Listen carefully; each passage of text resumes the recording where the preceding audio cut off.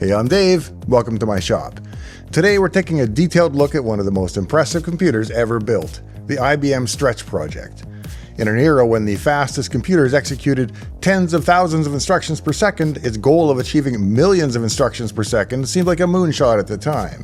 And along the way, they'd even have to invent the byte. In the mid-1950s, nuclear research demanded unprecedented computing power. In early 1955, Dr. Edward Teller, a key figure in the Manhattan Project and father of the hydrogen bomb, sought a new scientific computer capable of performing three-dimensional hydrodynamic calculations. This was no ordinary task. It meant simulating the complex nuclear physics of nuclear explosions in 3D, something far beyond the capabilities of the existing computers of the day. Teller's team at the University of California's Livermore Radiation Laboratory issued a request for proposals for this machine, which they called the Livermore Automatic Reaction Calculator, or LARC. The specifications were daunting for the time. The machine was expected to cost around $2.5 million, achieve 1 to 2 MIPS of performance, and be delivered within about 3 years of the contract. It was, to put it mildly, a demanding and audacious plan. Both IBM and UNIVAC were invited to propose. For IBM, this was a golden opportunity as well as a formidable challenge. IBM's existing scientific flagship, the 704, simply couldn't meet Teller's needs. Rising to Teller's challenge would mean pushing computer technology to new heights. IBM's engineers realized that incremental improvements would not suffice. They would need a revolutionary design. Thus began IBM's journey towards what would become the IBM 7030 Stretch project, an audacious attempt to build the world's most powerful computer to satisfy the demands of nuclear science. IBM assembled a small, elite team in Poughkeepsie, including brilliant engineers like John Griffith and Gene Amdahl, to create a proposal for Teller's LARC project. Initially, the team designed a machine that could meet the LRL's stated requirements, roughly a 1 to 2 MIPS computer deliverable by 1958. This first design would have been using the very best available electronics of the day, likely point contact or surface barrier transistors, which were early high-speed transistors just then replacing vacuum tubes.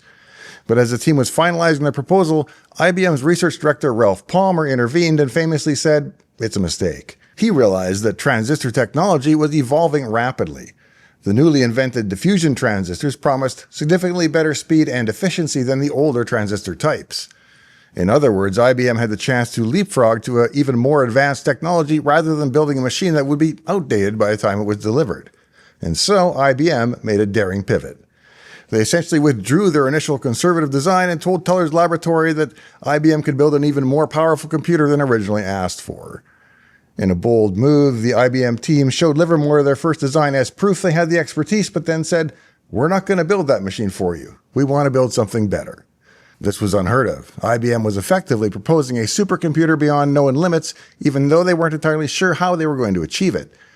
They estimated it would require at least an extra year and an extra $1 million beyond the original plan, and candidly admitted they couldn't precisely predict the final speed.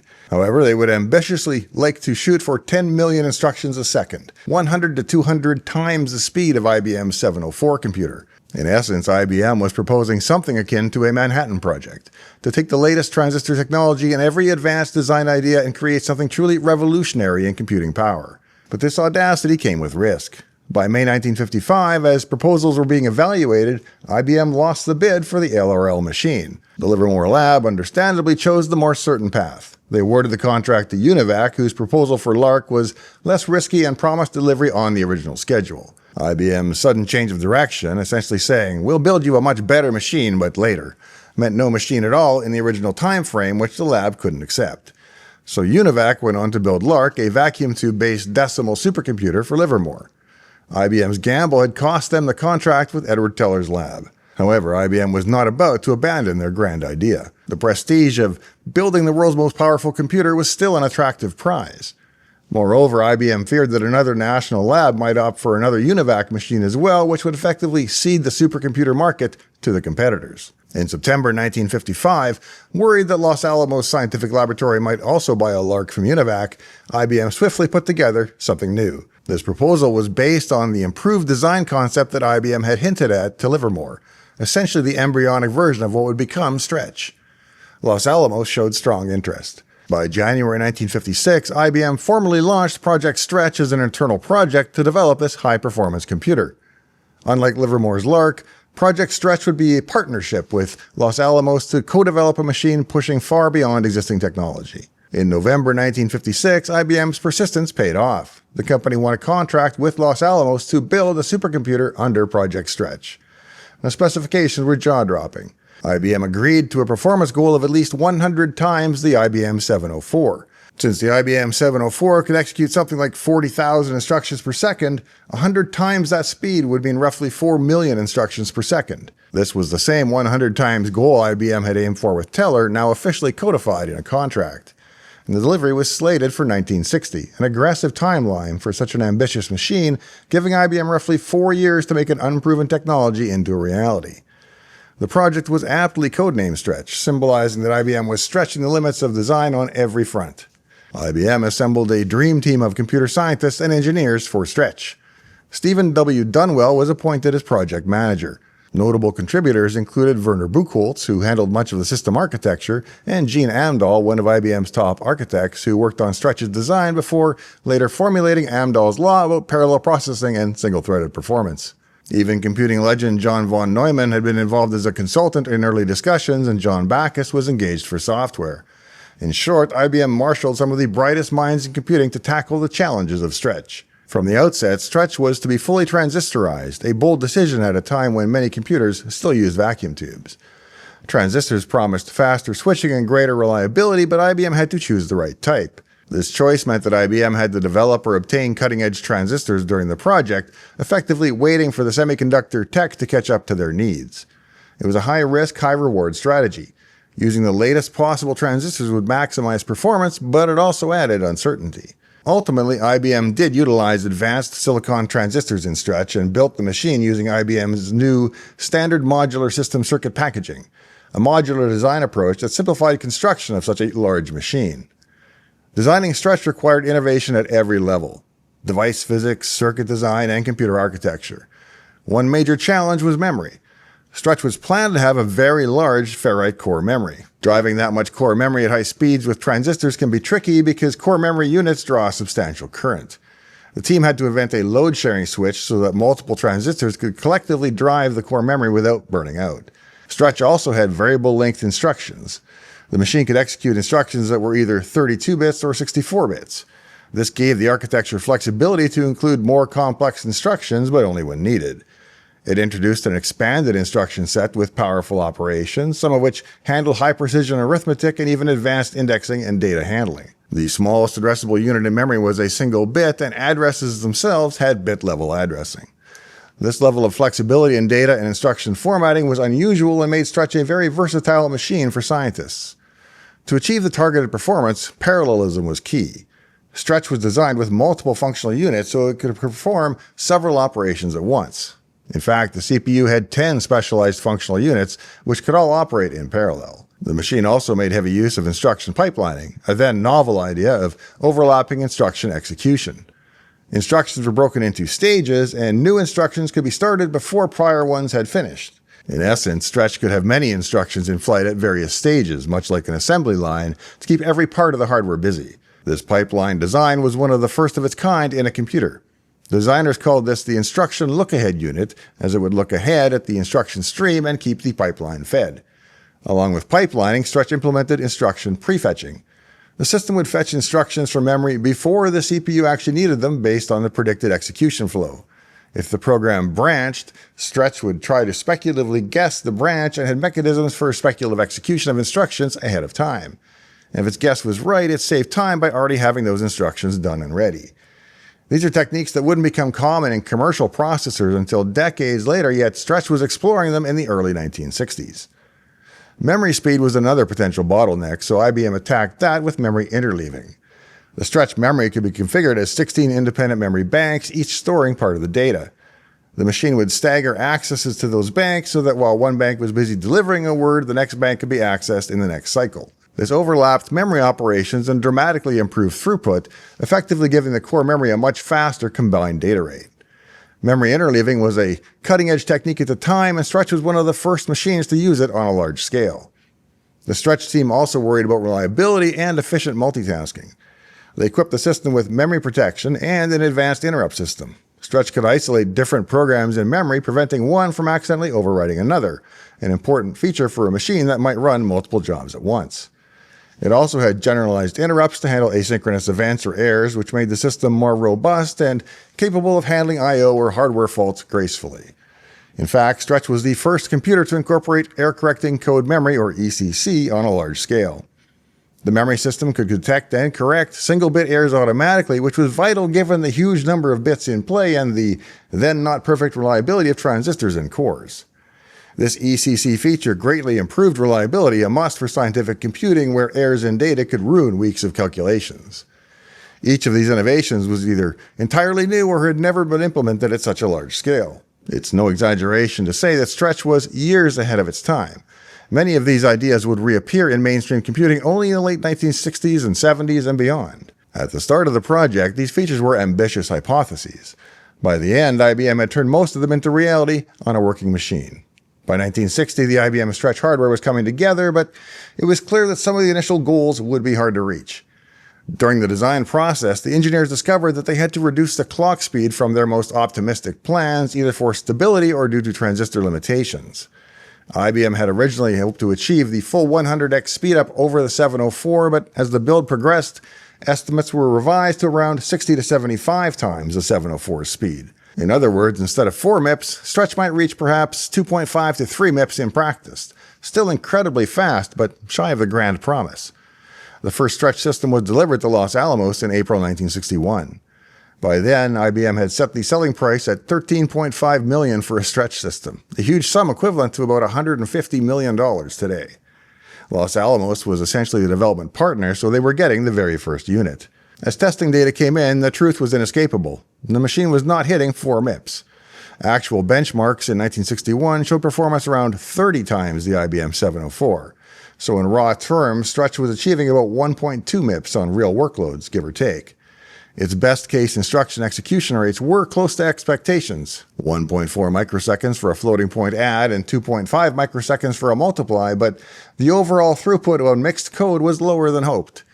The elaborate look-ahead and parallelism sometimes ran into bottlenecks from memory or dependencies, yielding only a third of the anticipated gains.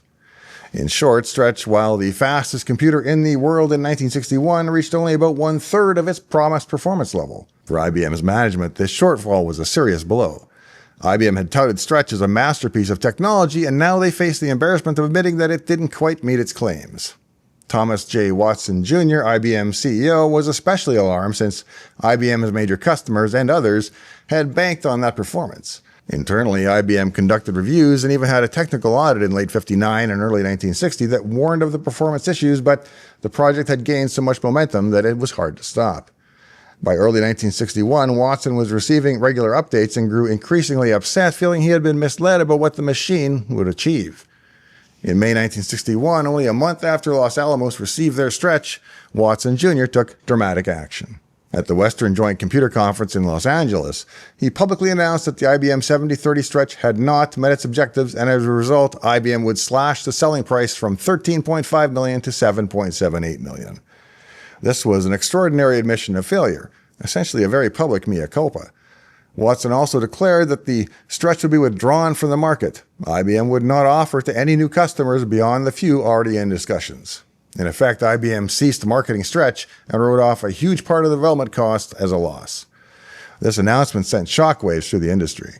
It was extremely rare at that time for a company to cut a product's price nearly in half and label it unsatisfactory in public. The decision was influenced partly by IBM's contractual obligations. The performance guarantee to Los Alamos meant that if the machine fell short, the price had to be adjusted, but Watson's move went further, essentially admitting defeat. Within IBM, this was a humbling moment. The company that had prided itself on technical excellence had been outpaced by its own ambition. Ultimately, only a handful of Stretch machines were ever built and delivered. Depending on how you count, the total was on the order of 9 machines. All the customers who had been in negotiation at the time of Watson's announcement did go ahead and get their Stretches, but no new orders were accepted afterwards. Los Alamos got the first one. The NSA received a Stretch in 1962, which IBM had integrated with a specialized attachment called the IBM 7950 Harvest for code breaking and data processing. a powerful combo used by the NSA until the mid-1970s. The UK Atomic Weapons Research Establishment at Aldermaston received a Stretch, which became the main scientific computer for Britain's nuclear program. Lawrence Radiation Laboratory in California ended up receiving a Stretch as well for their Berkeley site, even though they had initially gone with LARC. So they eventually got the machine IBM had wanted to give them, albeit later, and presumably for different tasks. Other Stretch installations included the U.S. Weather Bureau, which used Stretch for forecasting and climate modeling, and the Dahlgren Naval Proving Ground for ballistics calculations. The MITRE Corporation also bought a Stretch, which later ended up at Brigham Young University in the 1970s.